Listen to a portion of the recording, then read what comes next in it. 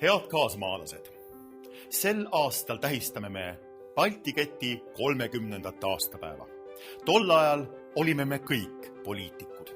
Poliitikas osalesid nii arstid, õpetajad kui kultuuritegelased. Selline kodanikualgatusest võrsunud poliitika ei olnud räpane. Oma ala spetsialistid asusid stagneerunud poliitikute asemele ning juhtisid Eesti taas vabade riikide hulka. Täna soovib Eesti 200 korrata täpselt sedasama. Tutvustamegi teile nüüd mõningaid toredaid inimesi, kes on valmis Eesti heaks oma igapäevase tööelu pausile panema ja andma puhkust elukutselistele poliitikutele. Minu nimi on Mart Sander ning ma tahan võidelda selle eest, et loomeinimesed ei peaks Eesti kultuuripoliitika tõttu kodumaalt põgenema nagu rotid uppuvalt laevalt. Ma teen seda läbi muusika, läbi filmikunsti ja kirjanduse. Ehkki armastan väga ilukirjandust, armastan ja austan ma ka ajakirjandust ning ausaid, eetilisi ja julgeid ajakirjanikke. Üks selline on kahtlemata endine pikaaegne Postimehe peatoimetaja Lauri Hussar. Suur tänu, Mart! Hea ajakirjandus on nagu mört, mis liidab ühiskonda, aitab eemaldada müüri lõhkuvaid pragusid ning kõrvaldab ka konarusi. Aga ühiskond vajab innustust ja inspiratsiooni. Ja sellepärast soovitan ma kõigil Viljandi ja Järvamaa inimestel hääletada muusik Ruslan Trotšinski poolt. Suur tänu, Lauri! Olen Ruslan Trotšinski, kandideerin Viljandi ja Järvamaal. Head vabariigi aastapäeva, kallis Eesti!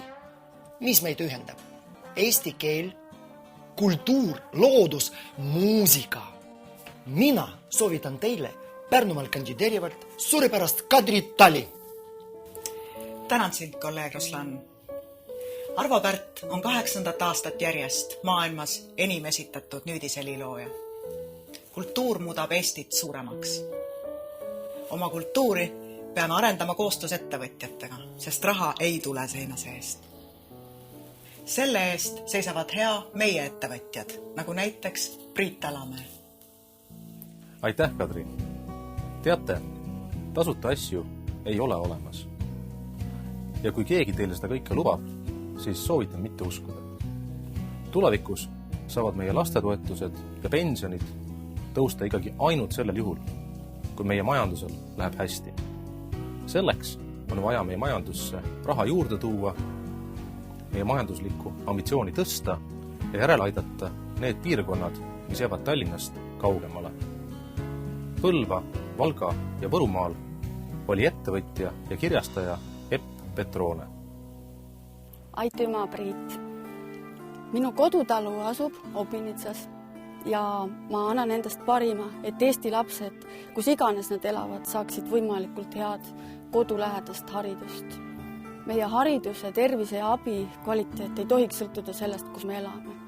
Harju ja Raplamaal soovitan ma valida ühe abivajajate eest kõneleja, Jüri Lehtmetsa. Aitäh, et ka mina usun, et elu headus ei peaks sõltuma postiindeksist. Ja elu on ju tegelikult ilus.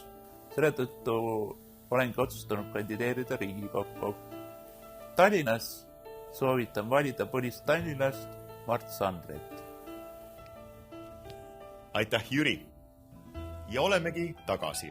Nii väike ongi see meie rahvasõbralik ring. Kui me tunneme ja teame üksteise muresid ja probleeme, siis oskame üheskoos neile kindlasti ka lahenduse leida. Saate lõpuks saab aga sõna erakonna Eesti 200 juht Kristina Kallas. Head sõbrad, te nägite praegu vaid 7 inimest meie 125 Riigikogu kandidaadist.